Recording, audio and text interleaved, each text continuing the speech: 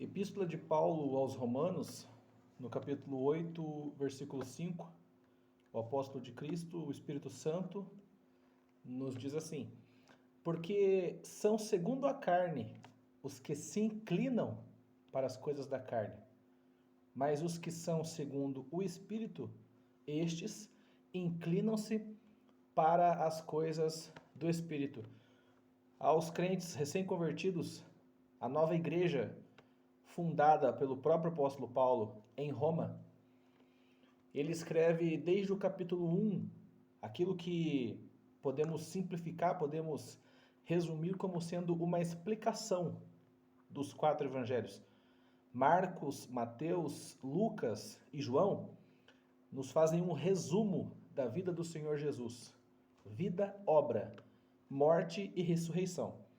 O apóstolo Paulo vai destrinchar na Epístola aos Romanos, e no meu modo de ver, principalmente no capítulo 8, ele vai expor em detalhes, não agora a vida de Jesus no sentido de o que fazia, os lugares onde ia, como pregava, como dissertava e como salvava, não mais isso.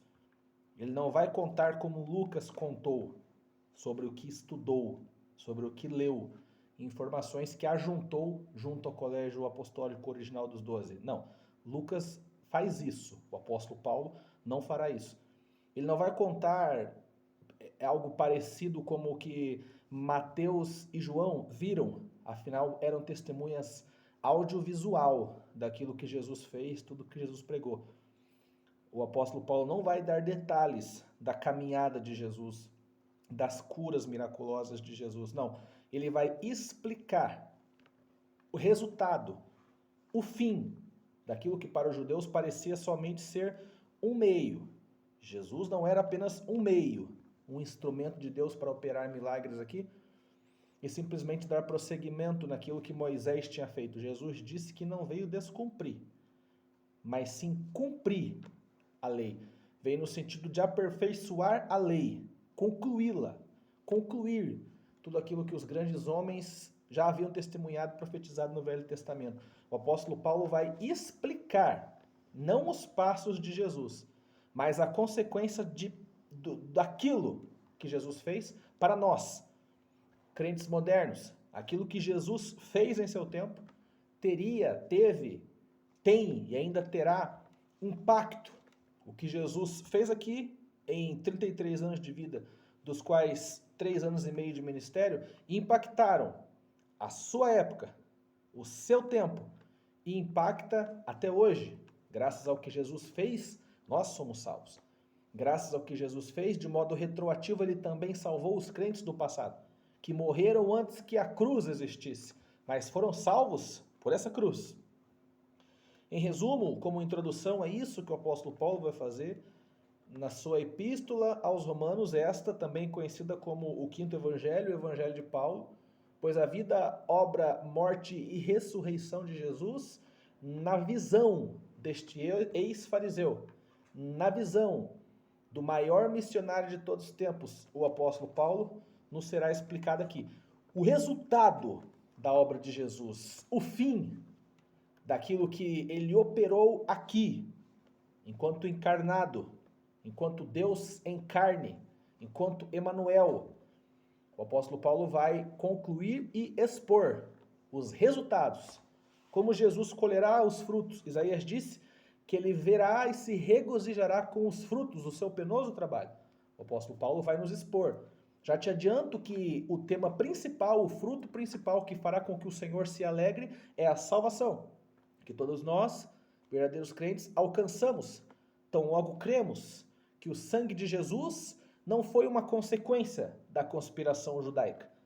Não somente o sinédrio com seus senadores e com a sua influência junto ao farisaísmo de mais alto porte, os sacerdotes e sumos sacerdotes, não somente a inveja religiosa desses homens e a pressão que Pilatos sofreu e cedeu, não foi somente estas coisas que fizeram Jesus morrer, mas sim um plano que vinha desde o jardim do Éden, quando Deus disse para Adão e Eva que da mulher nasceria um, e este, verdadeiramente, seria o Salvador.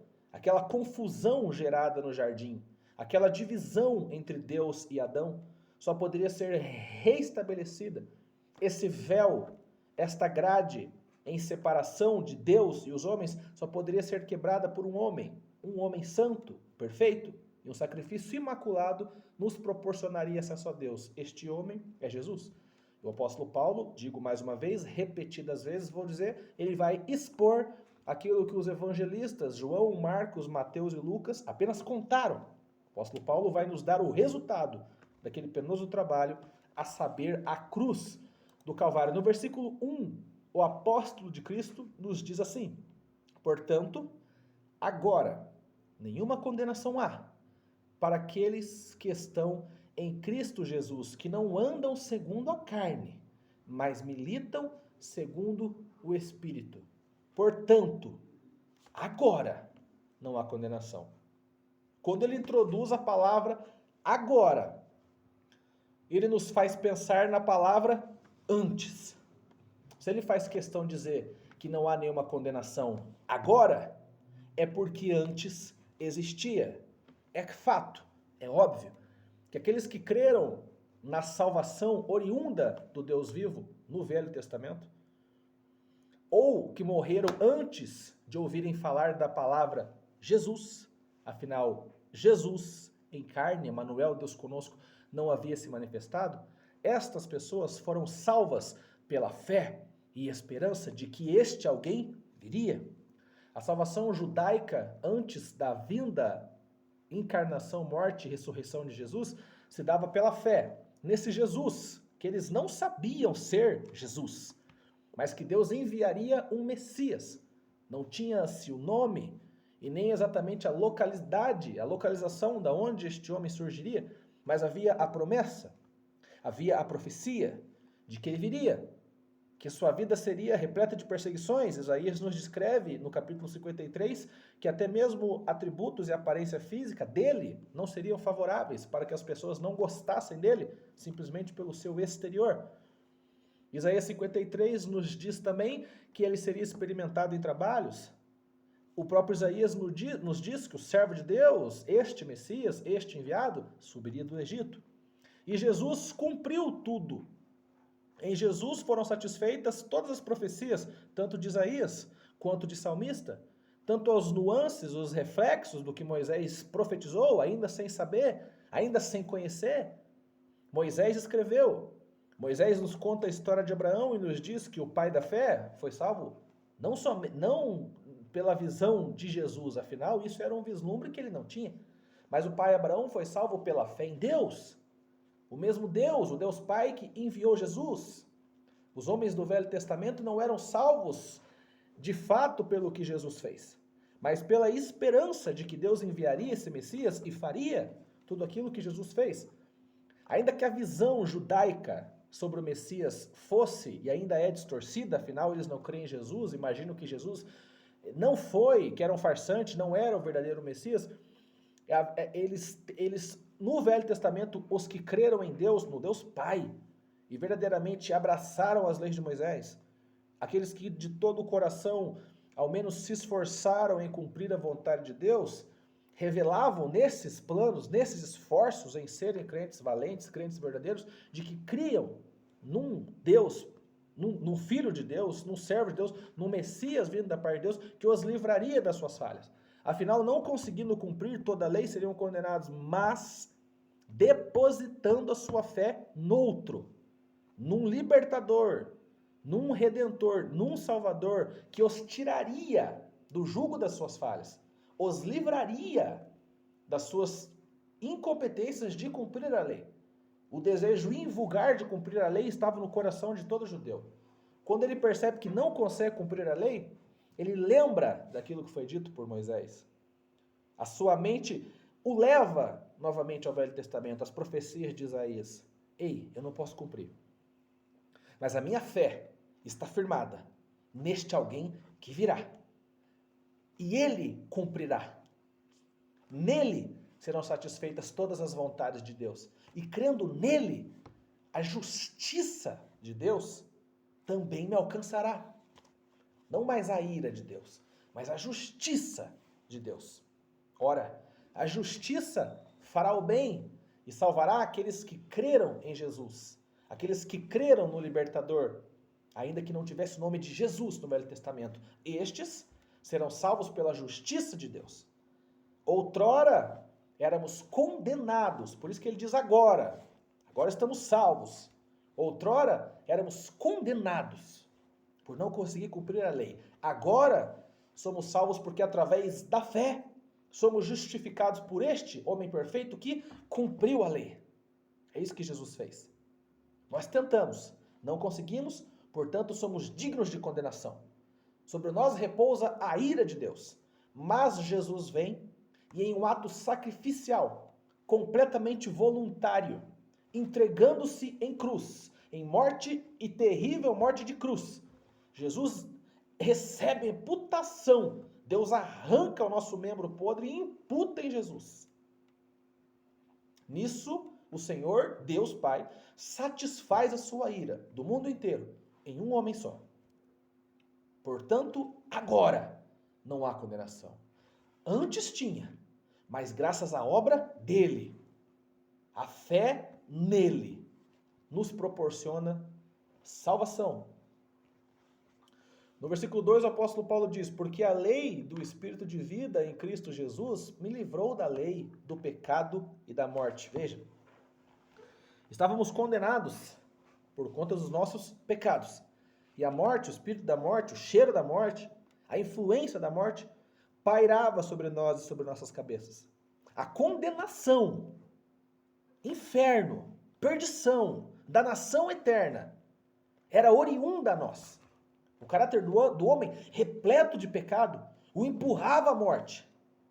Ainda que já houvesse lei, lei de Moisés, lei de Deus, e todo homem tem em seu coração a lei. Foi escrita na sua mente, foi desenhada no seu interior, você sabe que tem que cumprir, mas descumprindo-a, cai no pecado. Uma vez pecando e não reconhecendo que só Jesus poderia livrar, só Jesus pode livrar você desta condenação que é oriunda ao pecado. Então, morremos espiritualmente. Alguns vivem 80, 90 anos e morrem também fisicamente. E este ser, esta pessoa, que viveu aqui, nesta terra, em discordância com a palavra de Deus, não tem outro caminho a não ser o inferno. Nós estamos lidando com um Deus justíssimo. Nós estamos lidando aqui, no que diz respeito à antiga aliança, antigo pacto, um Deus irado, porque ele via todo dia o povo descumprindo a lei. Nós estamos lidando com um Deus de caráter eterno. Ele não entende que 70 anos de vida deveriam ser iguais a 70 anos de condenação no inferno. Não. Nós estamos lidando com um Deus de caráter atemporal. Nós estamos lidando com um Deus irado e de caráter eterno. Nos propõe uma lei, a lei de Moisés, a cumpri-la. Nós falhamos terrivelmente. Configura no judeu a falha da humanidade inteira, porque se ele não conseguia cumprir, sendo o povo de Deus, sendo o povo com maior acesso à Torá, sendo o povo que podemos dizer, por assim dizer, eles foram amamentados por Deus, eles foram acarinhados, balançados como crianças de colo por Deus no deserto, socorridos das mãos de Faraó. Se este povo não conseguiu cumprir a lei, como é que você vai conseguir? É aí que você vira legalista. A tentativa de cumprir a lei é válida. Pensar que pode ser salvo por lei é legalismo. Eu tento cumprir a lei? Eu tento. Um dia eu consigo, outro não. Mas nós não cremos na perca da salvação. Uma vez salvo, sempre salvo. Como Paulo disse na própria epístola aos Romanos, no próprio capítulo 8, em seguida vou dizer isso, ele os predestinou à salvação. Uma vez salvo, sempre salvo. Calvino não sonhou isso, ele leu na epístola aos Romanos. Uma vez salvo, sempre salvo. Não podemos mais perder a salvação estando em Cristo, porque nenhuma condenação repousa para os que estão em Cristo.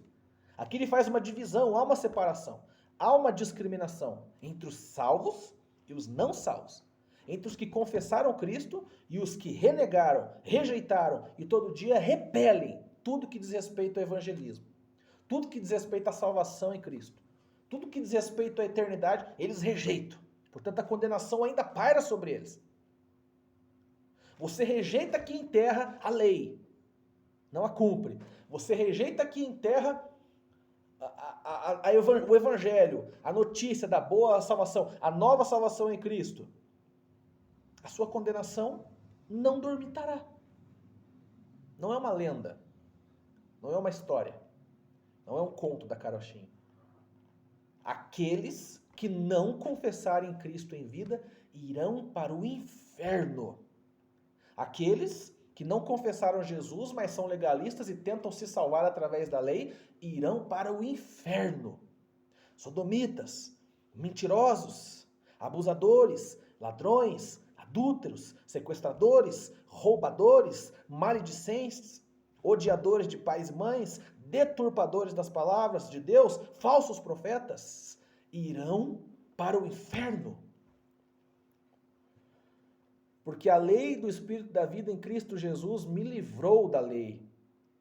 Não tenho mais a restrição de ser salvo por lei. Moisés sabia que o povo não conseguiria ser salvo pela lei. Mas era um dos pontos de acesso a Deus. Era uma forma de mostrar interesse em obedecer a Deus. Embora não conseguimos cumprir a lei. Mas devemos tentar. Eu não estou dizendo aqui do ritualismo de Moisés, da burocracia do culto dele, travado, engendrado, mecanismo judeu. Não estou dizendo disso. Nós, inclusive, estamos livres disso. Eu estou dizendo do decálogo. Não matarás, não roubarás, não dirás falso testemunho, não desejará a mulher do teu próximo. O Sermão do Monte é uma revitalização dos 10 mandamentos. Ali o Senhor afunila um pouco mais. O Senhor Jesus nos diz assim, no Velho Testamento, em Moisés, alguém deveria ser condenado à morte caso fosse pego em adultério por 2 ou 3 testemunhas, num ato. Eu, porém, vos digo que só pensar em adultério já adulterou. Olhar para uma mulher com desejo para Jesus já é adultério.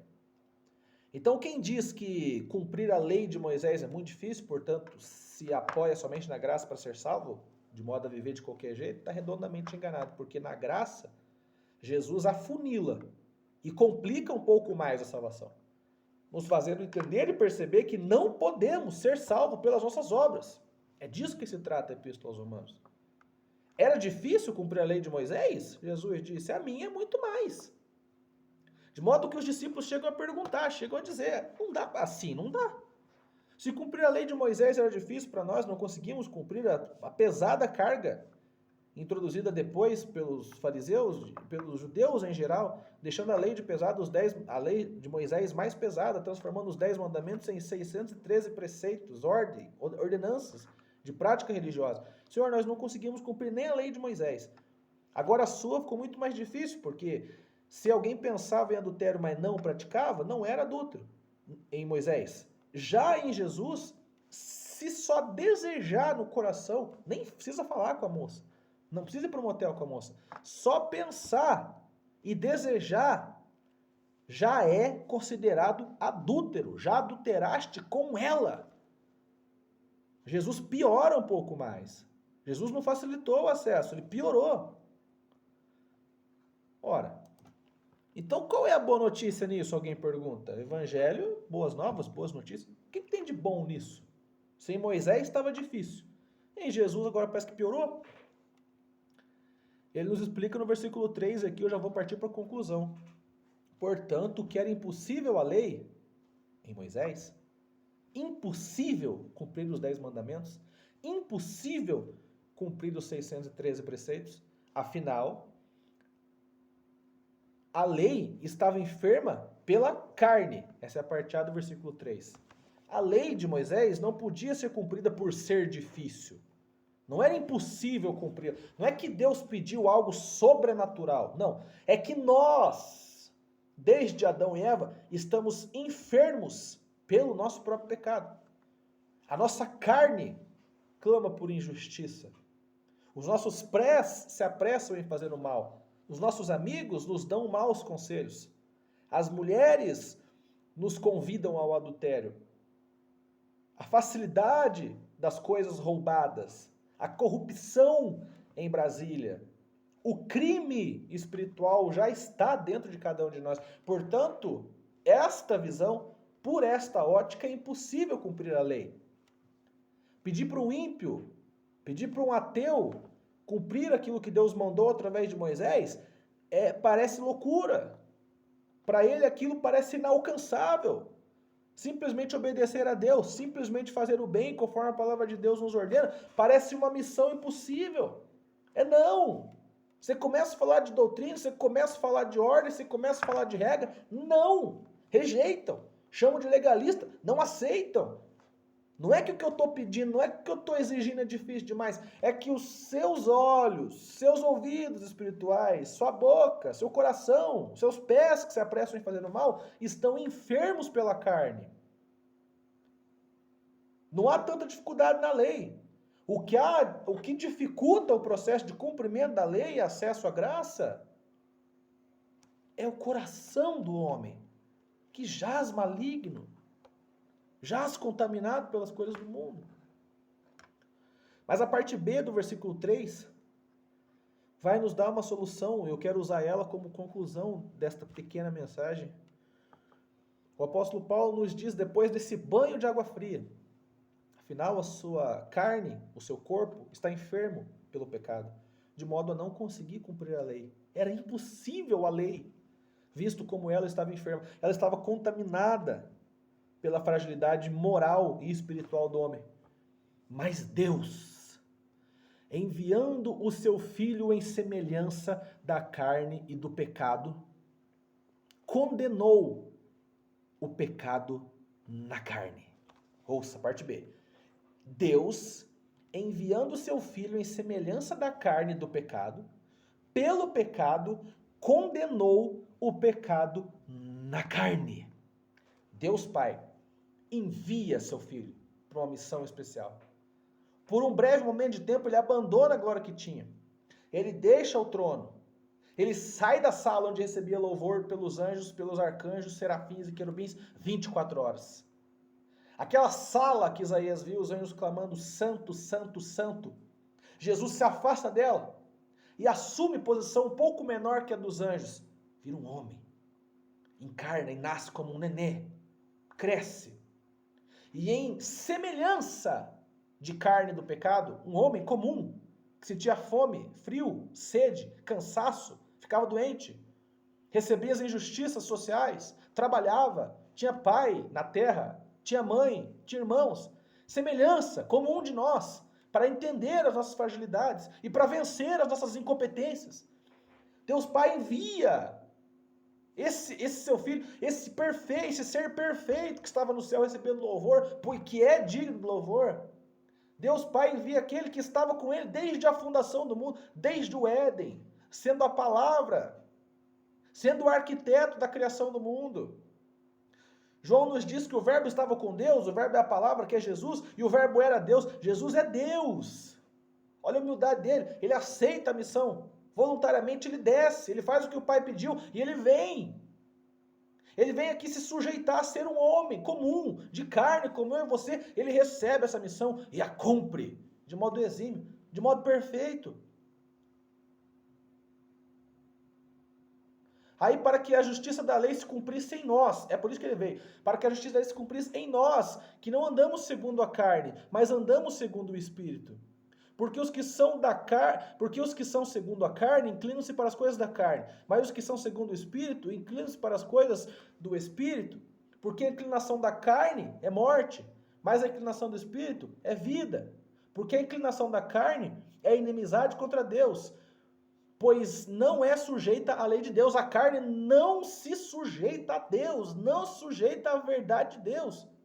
Tudo aquilo que diz da palavra de Deus, tudo aquilo que lembra o evangelho, tudo aquilo que fala de Deus, há uma oposição. A carne, o pecado, o diabo, a influência dele na sua e na minha vida não faz acesso à lei. Não cumprimos a lei, não aceitamos a graça. Porque os que estão na carne não podem agradar a Deus. Vós, porém, não estão na carne. Amados, a Epístola aos Romanos é escrita para crentes, recém-convertidos. Tinham aceitado a palavra de Deus, crido em Jesus. Entendido que essa obra voluntária de Jesus, este fato histórico, Deus Pai mandou o Filho e Deus encarnou e desceu aqui realizar uma grande obra. Ele alcançou alguns, é para esse que Paulo está escrevendo. É para esses que eu estou pregando agora. Vós, romanos, eu dou dizendo para você, vós, cristãos brasileiros, vós, irmãos, salvos pela graça de Deus, vocês não estão na carne, vocês estão no Espírito. Se Cristo está em vós, o corpo... Se Cristo está em vós, o corpo, na verdade, está morto por causa do pecado, mas o Espírito vive por causa da justiça. Querido, se você não estivesse em Cristo, significa que você estaria morto, e que o seu corpo estava aguardando simplesmente o óbito, para indo à sepultura, depois fosse encaminhado para o inferno. Você entendeu que não cumprimento da lei, não aceitação da graça, pecado e morte são palavras sinônimas, comuns a inferno. Se aquele que entende a lei, se aquele que aceitou a Cristo, entendeu a vontade de Deus, se aquele que está encaixado na graça tem acesso a Deus, tão logo aquele que não se encontrou com a palavra de Deus terá acesso irrestrito ao inferno. Você percebe o quanto são antagônicas essas coisas? Quando ele vem falar de lei, de justiça, cumprimento dos preceitos, esforço em obedecer a Deus, vontade de receber a graça, ser predestinado, estes vão ao céu. Você percebe o antagonismo? Ao contrário desse. Ao contrário de lei, descumprimento de lei. Ao contrário de graça, rejeição à graça. Ao contrário de céu, inferno. Mas vós, romanos, mas vocês que estão ouvindo essa pequena mensagem agora foram alcançados. Isso não se deve ao seu cumprimento da lei, você não consegue cumprir a lei. Abraão não cumpriu a lei perfeita, mas a fé dele, o voluntarismo dele em sacrificar Isaac foi o que o salvou. E Deus enviou o cordeiro para Abraão. No Monte Moriá, o Senhor revelou o que faria o homem. No Monte Moriá, o Senhor enviou um cordeiro. Em Israel, há 2022 anos atrás, outra vez, o Senhor enviou o cordeiro. Não precisou Abraão matar Isaac, não precisa você sacrificar, não precisa você fazer, não precisa as obras. Jesus é o cordeiro que foi enviado por Deus. O cordeiro foi enviado e salvou a vida de Isaac através da fé de Abraão. Creia nesse mesmo Deus que Abraão creu. Seja um filho do pai da fé. Represente Abraão aqui. Aponte a sua fé para Deus através de Cristo. Foi o que Abraão fez. O cordeiro foi grátis, ele não pagou. O sangue de Jesus é grátis, você não precisa pagar. Só precisa ser grato. E agora, daqui para frente, uma vez salvo, seguir conforme os preceitos de Deus. Em Cristo não há condenação. Em nome de Jesus, se você ainda não aceitou esta verdade, entregue hoje, não amanhã. Abraão não pediu um tempo para pensar. Abraão não recebeu a resposta de Deus 3 meses depois. Então logo aceitou se sacrificar. Então logo se colocou à disposição de Deus na sua lei. No momento a lei de Deus era: mata o seu filho. Se me ama, mata Isaac em sacrifício, em holocausto para mim. Abraão iria entregar. Mas Deus apareceu através de um anjo e mandou: não mata. Eu faço o sacrifício. Está aqui o cordeiro. Na cruz foi isso que Jesus disse. Não é a lei de Moisés. Vocês não conseguem cumprir. Não é o preceito judaico, não é o mecanismo judeu, não é a forma de culto com que você conhece. Não, o que salva é a cruz. O que salva não é matar Isaac. O que salva hoje em dia não é se matar, autopenitência, autoflagelação. Não, o que salva é olhar para a cruz. Quando Abraão pensou em matar Isaac, o cordeiro apareceu. Olhe para a cruz, há um cordeiro lá. O primo dele disse que ele não é um cordeiro, ele é o cordeiro, o único que tira o pecado do mundo.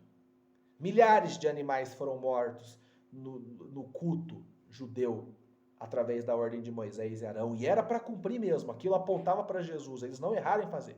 Fizeram aquilo porque era aquilo que estava vigente no momento, hoje não mais. Não é aquele monte de cordeiro sacrificado, o sangue deles escorrendo que salva, não. O que salva é o cordeiro. João Batista disse, um só, o único capaz de tirar. Os cordeiros que Moisés e Arão administravam nos sacrifícios apaziguavam, escondiam, mascaravam, disfarçavam o pecado do povo por um tempo. Jesus arranca o pecado do mundo. Na cruz ele fez isso. Ele discepou o poder do inferno na sua vida. Ele destruiu as amarras que te prendiam no inferno, longe de Deus. Use essa graça. Em nome de Jesus, receba e seja salvo.